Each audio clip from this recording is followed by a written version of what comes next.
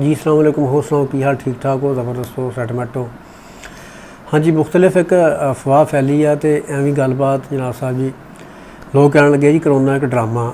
एक ना कई महीनों तो अफवाह सुनते आ रहे हैं करोना ड्रामा, लेकिन हुण पता चल गया कि इन्हों कि करोना ड्रामा नहीं है। करोना तो बहुत वड्डी शै वा और बड़ी वड्डी ये बला वा। ये करोना ये आम जी बीमारी नहीं है भी बस इनू आम इस तरह लिया जाए, बिल्कुल कॉमन लाइट बिल्कुल लै लिया जाए।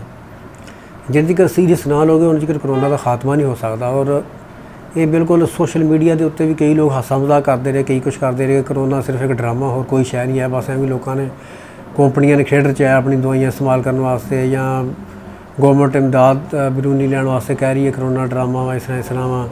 हस्पताल खाली पे ने इंज तो हुण तुसीं जाके देखो तो हस्पताल देखोगे भरे ने, कोई है खाली हस्पताल भरे ने। और उन्होंने कई हस्पतालों ने बाहर बोर्ड लाता कि ये हुण अगे आइंदा जगह नहीं है, खुद एहतियात करो या दूसरे हस्पिटल तो रजू किया जाए।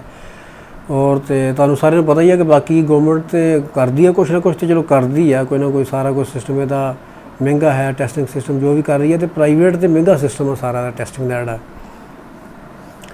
तो इस वास्ते बिल्कुल अपने आप खुद ही बचाओ, अपने बच्चों को बचाओ। बिल्कुल जिन्ना घर रहा जाता उन्ना रहो, क्योंकि फेस मास्क जिहड़ा वो बेहतर है ऑक्सीजन मास्क नालों। तो इस वास्ते फेस मास्क ला के रखो तो बिल्कुल घर रहो। जरूरी काम वास्ते ही घरों निकलिया जाए। बिल्कुल अपने आप ते खुदारा तुसीं बिल्कुल अपने आप ते रहम करो, यानी कि जिन्ना तुसीं घर दे अंदर रहोगे उन्ना फायदा, उन्ना तुसीं बाहर तुहाडा पब्लिक डीलिंग घट होएगी। और जिन्नी पब्लिक डीलिंग घट होएगी उन्ना करोना दे तुहानूं यानी कि करोना के चांसिस जिहड़े ने तुहाडे उत्ते फैलण दे, करोना के चांसिस तुहाडे उत्ते अटैक करने बहुत ही घट जाणगे, बहुत घट होणगे। मास्क पहन के रखो लाजमन। मास्क ही बिल्कुल पहनते नहीं। अगर तुम शहर जाओ तो सिर्फ 5% लोगों ने, हुण थोड़ा ना डर पिया, हुण कोई थोड़ी ज़्यादा होया, लेकिन हुण भी इन्ने नहीं है जिन्हें मास्क पहनना चाहिए। हुण कोई मास्क पहनने लोगों ने ना, तो मास्क जिहड़ा उन्हें यूज़ अगर ज़्यादा कर रहे हो तो अगर तो कपड़े का है धो के इस्तेमाल करो, अगर नहीं तो दूसरा मास्क जिहड़ा तुसीं लै सकते हो। अपने नवा मास्क तुसीं ना वो लै लो, यानी कि बजाए ये कि वही बार बार यूज़ करने वालों नवा तुसीं लै लो। ये नहीं एक बंदा आया दूसरा वही दूसरा का मास्क पा के फिर चल गया। एक बंदा जो होंदा अक्सर कई माहौल बनाया कई घर, एक बंदा आया तो दूसरा का मास्क ही लैके चल जाता। तो बाकी ये भी मेरे एक दोस्त आए ने, तो उन्होंने कज़न एक ना डॉक्टर ने, तो वो बीमार हो गए। तो वो उन्होंने दस्सिया कि बहुत ही बुरा हाल सीगा, अजकल तो ठीक होए ने। फैसलाबाद एक गौरमेंट हस्पिटल दाखिल रहे और उन्होंने कहा कि बहुत ही बुरा हाल सीगा। और इस तरह यानी कि रोटी सुट के जाते ही जिस तरह कुत्ते अगे रोटी सुट्टी दी है, इस तरह रोटी डॉक्टर अगे वो लोग कीड़े दूसरे सुट के जाते ही। खुद उन्होंने को लफ्ज़ में सुने और बड़े दर्दनाक, यानी कि सिर्फ वो डॉक्टर साहब बड़े रोए नहीं तो बाकी ने बड़े दर्दनाक लफ्ज़ों ने कहा। वो बाद सही हो गए, गला उस टाइम उन्होंने बड़ा ख़राब सी, बड़ा बुरा हाल सीगा। तो नई बिल्कुल फारग होए MBBS करके तो हुजाब कर रहे नाले। तो उन्होंने करोना इस तरह ना अपने करदे उन्हें ट्रीटमेंट करदे पेशेंट का। हालांकि वो कहते 3 लिबास पाए होंगे, उतला लिबास ला के सुट दी दा, फिर भी बस अटैक जो इन्ना भैड़ा जो कर लगे बस वो कर गया। तो उन्होंने कहा बिल्कुल बचाओ। और बड़े बड़े जिहड़े शहर है ने उन्होंने बिल्कुल निकलण तो परहेज़ किया जाए, बिल्कुल बहुत घट निकलिया जाए। कोई काम तुहानूं है ज़रूरी तो फिर ही निकलो, वरना बिल्कुल कहते अपने आप से रहम करो और घट निकलो। घट तो घट जिन्ना घट निकलोगे उन्ने घट चांसिस फैलन दे।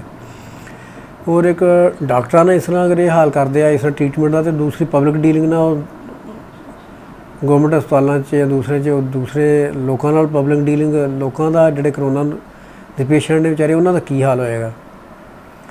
इस तरह एक्सपो सेंटर के देखो कि कितना यानी कि बढ़ता जा रहा। और काफ़ी कहते भी वो चंद उत्थे है ने मरीज़ जिहड़े यानी कि जिहड़े कि चंद उत्थे सीटां खाली ने, और बाकी सारियां सीटां जिहड़ियां ने इन्ना फैल गया करोना कि बड़ा यानी कि बुरा हाल है। और हालांकि कई लोगों ने यह हाल भी रिपोर्ट नहीं किया, कई लोग डरते रिपोर्ट लाजमन करो, रिपोर्ट करना चाहिए। कई रिपोर्ट ही नहीं कर रहे कि असी, एक लोगों ने डर पाया जा रहा, खौफ जो है कि रिपोर्ट नहीं कर रहे। रिपोर्ट करो ताकि तुहानूं पता चले करोना वायरस है या नहीं है, अगर है तो बर वक्त उसका इलाज किया जाए। तो इस वास्ते मैं तो यही इल्तिजा करूँगा सारे भैन भरावां अगे कि तुसीं बचो और बिल्कुल जो सीरीयस लो। अगर सीरीयस नहीं लोगे तो फिर तुसीं ना यानी कि खुदकुशी करोगे, क्योंकि ये कहना भी अल्लाह की करनी है, ये अल्लाह की करनी है, इस तरह कहना तो वो खुदकुशी है। अगर यानी कि एक बंदा नहर च जां इक बंदा खूह च छाल मारे तो वो कहे जी वो बस उत्थे आके मैं देखी जाऊगी, मैं तो छाल मार दी है कि अल्लाह दी मर्जी है, मौत अल्लाह के हत्थे च है, ये छाल मारनी तो मौत तो है ही है। इस तरह कहना अल्लाह की मर्जी है तो कोई हताती तदाबीर ना करनी है, खुद एक खुदकुशी है, बहुत बड़ा एक सुइसाइड एक्शन है ना, एक्शन है। तो इस वास्ते सुइसाइड तो खुदकुशी तो बचने वास्ते बेहतर है भी तुम अपना आप जोड़ा खुद ख्याल रखो। तो अगर तुहानू वीडियो अच्छी लगे तो लाइक करो और आइंदा फिर किसी वीडियो च मिलांगे। ओके जी, रब रख।